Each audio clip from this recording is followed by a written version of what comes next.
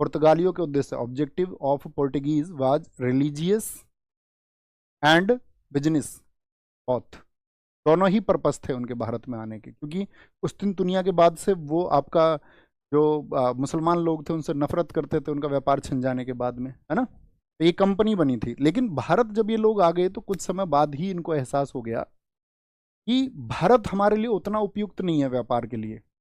भारत तो हमारे लिए एक कड़ी है, क्योंकि सबसे ज़्यादा जो प्रसिद्ध मसाले थे वो थे आपका कहाँ के, जावा, सुमात्रा, इंडोनेशिया, मलेशिया। तो उनको बहुत जल्दी इस बात के बारे में पता चल गया कि भारत के मसालों से भी ज़्यादा प्रसिद्ध मसाले जो हैं वो इंडोनेशिया के आसपास के हैं।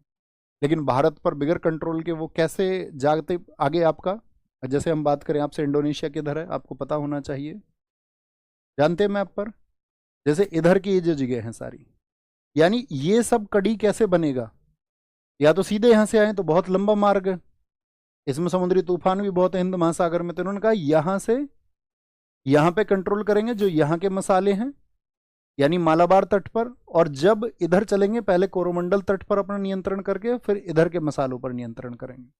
तो पुर्तगालियों को ये चीज़ बहुत जल्दी समझ में आई।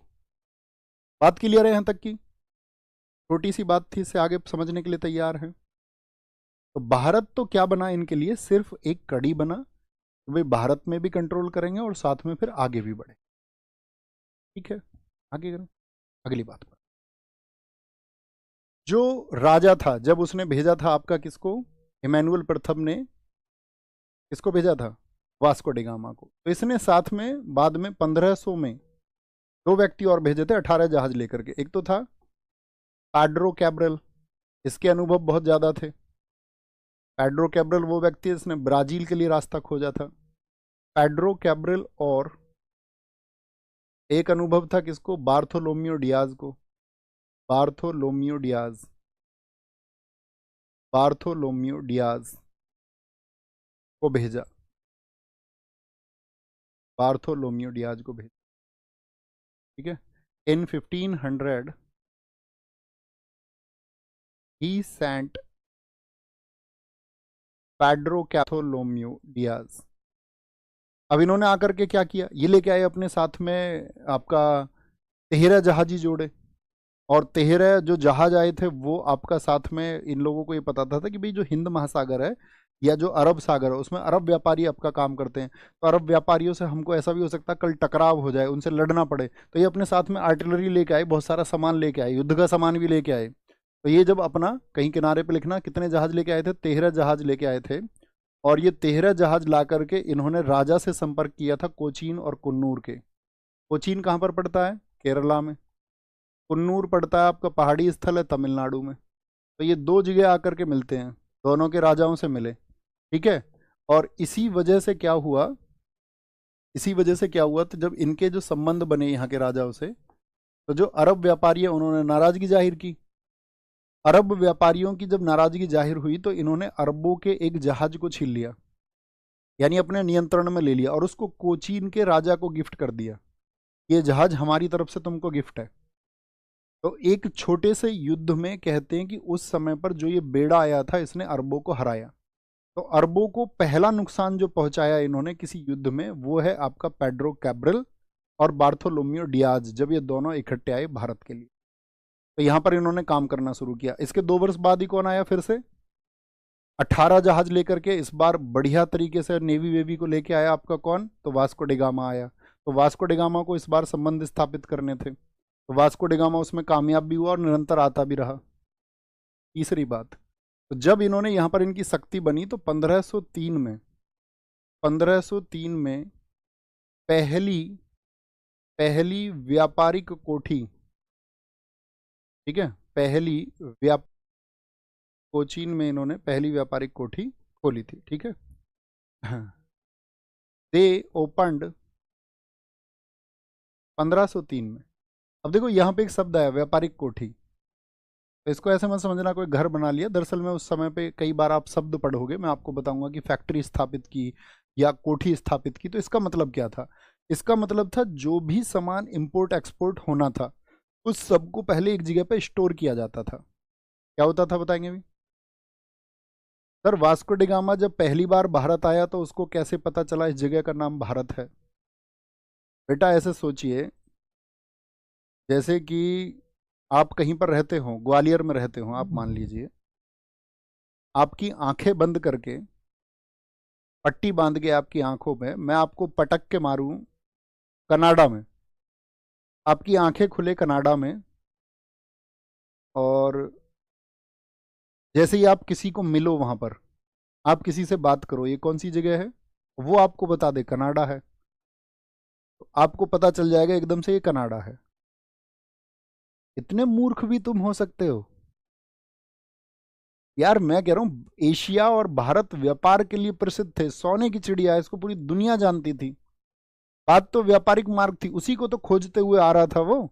अफ्रीका पे टपकते टपकते व्यापारी मिला, उसने कहा अब्दुल मजीद ने हम जानते हैं भारत का भारत को तो खोज ही रहा था वो, खोजना ही भारत था। और जब भारत आ गया और उसके साथ वो व्यक्ति भी अब्दुल मजीद, वहां के लोगों से मिलेगा तो उसको पता नहीं चलेगा इंडिया है।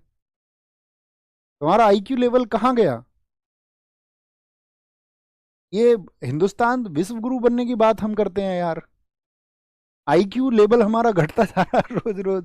एक कोठी का मतलब क्या है? सारे लोग बोले एक शब्द में, जहां पर ये अपना सामान रखते थे, सामान जहां पर रखते थे, ठीक है, ये बात याद रखेंगे। 1505 में 1505 में अब इनका बिजनेस बढ़ गया तो इन्होंने बनाया 1505 में पहला पुर्तगाली गवर्नर, कि भाई अब बिजनेस को रन करने के लिए गवर्नर चाहिए। वास्को डी गामा तो एक यात्री है, नेवी का पर्सन है, उसको थोड़ी ना गवर्नर बनाएंगे। तो शुरुआती दौर में उन्होंने बनाया, आपका पहला गवर्नर बना Francis de Almeida, Francis de Almeida. अब खाली अल्मीडा नाम याद रख लेना, इतना बड़ा नाम याद रखने की जरूरत। फ्रांसिस दी अल्मीडा रहा था आपका 1505 से 1509, ठीक है, 1505 से 1500। First governor was Francis de Almeida. Almeida लिख लो सिर्फ, अल्मीडा। अल्मीडा ने क्या काम किया? अल्मीडा ने दो काम किए। एक तो इसने शांत जल नीति अपनाई कि भाई कोई युद्ध नहीं करेंगे, लेकिन इसको जो विरोधी थे वो तो शांत थोड़ी ना बैठते। विरोधी कौन है इनका बताएं जरा, विरोधी कौन कौन सोच सकता है, कौन कौन होंगे इस समय? एक विरोधी का नाम लिखें, शांत जल नीति अपनाई। क्या बोलेंगे? ही अडॉप्टेड ए काम वाटर पॉलिसी, काम वाटर पॉलिसी। और इसी काम वाटर पॉलिसी को बाद में क्या बोलेंगे? जब इसके विरोधी नहीं माने, तो विरोधी कौन है इसके? अरब। बहुत अच्छी बात है, इन स्टूडेंट्स को सैल्यूट करते हैं जो इतना समझ पा रहे हैं। एक तो अरब वाले थे इनके विरोधी। एक अरबियों ने अपने साथ में बोला गुजरात वालों को कि भाई ये विदेशी हैं, हमारे तुम्हारे अच्छे संबंध है, उनको बिगाड़ना चाहेंगे, क्योंकि वहां पे हरा चुके ना वो उनको।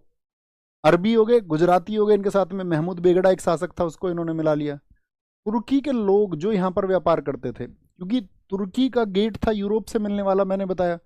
कुस्तिनतुनिया जो वॉर था उसके बाद में तुर्की के कंट्रोल में हो गया सारा व्यापार। यूरोपियंस तक चीज़ों पहुंचाने का माध्यम क्या था? तुर्की। तो तुर्की वाले बहुत महंगी चीज़ें देते थे यूरोप को। तो तुर्की वालों को भी पता था नया व्यापार आ गया, अब नया बिजनेस इनका होगा, नया रूट इनके पास होगा, तो हमको पूछेंगे नहीं। तो वो भी आकर के, जो स्थल मार्ग से व्यापारी थे वो सब आकर के महमूद बेगड़ा जो गुजरात का शासक था उसके पास में गए कि भाई हमको तो जो है ना ये लोग व्यापार से बाहर करना चाहते हैं और इनके खिलाफ हमको अभियान करना चाहिए। अब इनके खिलाफ जब अभियान होने की बात हुई, कहाँ पर? आपका अरब सागर में। तो इन तीनों की संयुक्त सेनाओं को हराया आपका किसने? वो था आपका अल्मीडा। अल्मीडा ने तीनों को हराया, ठीक है, याद रख लेना इनका वर्सेस अल्मीडा, इन तीनों का। और इसमें अल्मीडा क्या हो गया था? अल्मीडा जीता था इसमें, एक वॉर है। तो अल्मीडा को भी समझ में आया कि शांत जल नीति से काम नहीं चलेगा हमको, तो इसने अपनी नीति को बदल के बोला blue water policy. Blue water policy, इसी नीति को बाद में क्या कहा गया? लिख लेना, ब्लू वाटर पॉलिसी। तो कौन सा पुर्तगाली गवर्नर था जिसने ब्लू वाटर पॉलिसी को अपनाया था? ब्लू वाटर पॉलिसी को अपनाया था। दूसरी, अब ये क्योंकि शक्ति बन गए और तीनों को इन्होंने हरा दिया, तो इसने किया कार्टेज पद्धति लागू की। इसने बोला अब अरब सागर में कोई भी अगर व्यापार करेगा तो हम लोग क्या करेंगे, आपका उससे कार्टेज लेंगे, ठीक है। Cartage method was implemented, method was implemented, implemented, ठीक है। बात समझ गए। तो इसने बहुत ज्यादा सख्ती तो नहीं दी पुर्तगाली शासन को, लेकिन उसकी नींव जरूर रख दी। और उस नींव में इसने संयुक्त सेनाओं को हराया, और संयुक्त सेनाएं हार गई। देखो भारत में कोई भी आया उसी ने हरा दिया आकर के। यहाँ देखो तीन तीन लोग, अरब मिल गए, गुजरात मिल गए, तुर्की मिल गए, क्योंकि ये लोग किस पे लड़ रहे थे, धर्म पे। यार वो तो ईसाई है, उनके खिलाफ हो जाते हैं हम सारे लोग, क्योंकि आपके देश में तो मुसलमान हैं ही पहले से। तो हम मुसलमान और हम हिंदू भाई भाई हैं, और ये ईसाई हमारे खिलाफ हैं, इनके खिलाफ लड़ लेते हैं। तो भारत के लोग इस समय तक लड़ाई लड़ रहे थे किस पे, धार्मिक रूप से। और ये क्या लेके आए, अल्मीडा क्या लेके आए भारत में, नौसेना मजबूत, साइंस से। ये अंधविश्वास से लड़ना चाह रहे थे, किससे, विज्ञान से। और वो वैज्ञानिक रूप से उनको पता था कि अगर अरबों को हराना तो एक मजबूत नौसेना चाहिए, एक सीधी कार्यवाही चाहिए। अब अगर पाकिस्तान के घुटने टिकाने हैं हमको, आप सोचिए, अगर हम पाकिस्तान के घुटने टिकाना चाहते हैं तो क्या शांतिपूर्ण तरीके से पाकिस्तान घुटने टेक देगा? थोड़ी सी चीज पे देखा तुमने, यार दरिया में रक्त बहा देंगे। बिलावल भुट्टो, एक वो हाफिज सईद है उनका आतंकवादी, वो क्या कह रहा था, वहां दरियाओं में रक्त बहेगा।